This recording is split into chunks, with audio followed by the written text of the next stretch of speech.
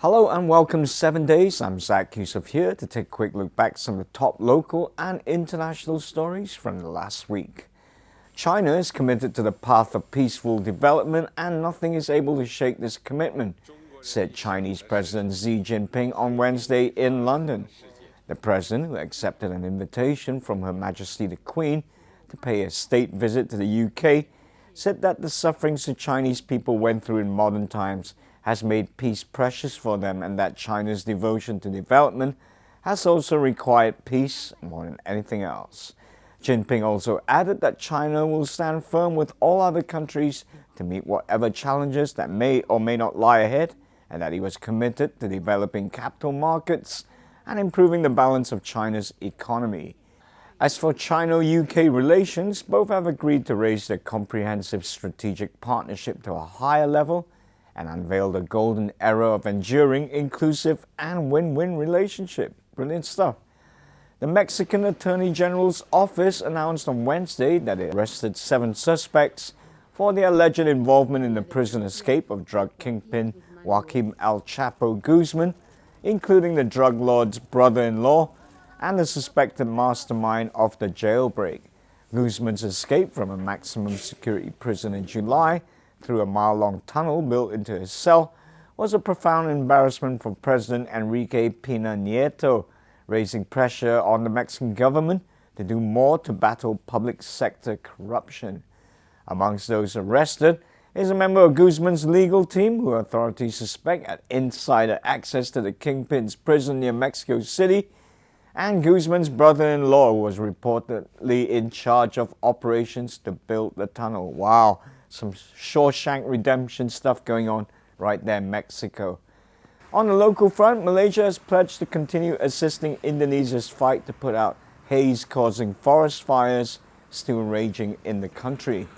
Natural Resources and Environment Minister Wan Junaidi Tuanku Jaafar said that Malaysia would redeploy its Bombardier CL-415 amphibious aircraft soon to help extinguish fires upon the request of Indonesia's Foreign Minister Retno Marsudi. The aircraft, which was last deployed to Indonesia 2 weeks ago, is currently under maintenance. Indonesia has come under increased pressure from its neighbors to contain the animal crisis this year, but has failed to put out the fires, with hot spots growing in eastern parts of the country, with industry officials and analysts estimating that the smoke will last until early 2016. Yikes. Anyway, last Sunday, Indonesian President Joko Widodo told media that the conditions are actually getting worse despite efforts to tackle the fire by land and air. Well, I'll tell you what, let's hope this haze business gets settled soon, because the only ones enjoying the horrible smoggy conditions outside at the moment are the school kids who have had some extra days away from school. Over in the UK, the pilot of a US fighter jet was killed on Wednesday when it crashed on farmland after taking off from a US Air Force base in eastern England.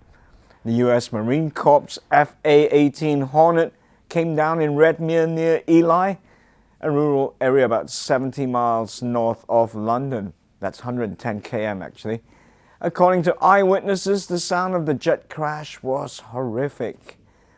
Moving along, scientists have identified a new species of giant tortoise on the Galapagos Islands, using genetic data to determine that a group of 250 of the slow-moving grazing reptiles was distinct from other tortoise species residing in the Pacific archipelago. The newly identified species lives in a 15 square mile or 40 square kilometer area of Santa Cruz Island and is as different genetically from the other giant tortoise species on the island as species from other islands. Fantastic stuff. Always love the discovery of a brand new species. And finally, scientists at Cornell University have invented a new material called elastomeric foam that can be used to create an artificial heart that mimics the shape and function of a real heart, according to a press release published by the university. A paper in which the researchers demonstrate just how they made the heart was published online in the journal Advanced Materials. Now, according to a promotional video published on YouTube, the material can be molded, is very soft and porous, and its pores can be adjusted, which makes it possible to change the amount of liquid that flows through the material. Now, when air or liquid is pumped through the foam can expand at different rates and it can stretch more than 600% of its length. The new material also has applications for soft robotics and prosthetic limbs and implantable devices as well. Now, that is truly fantastic. A real modern miracle of science right there for you. So until next week, enjoy yourself.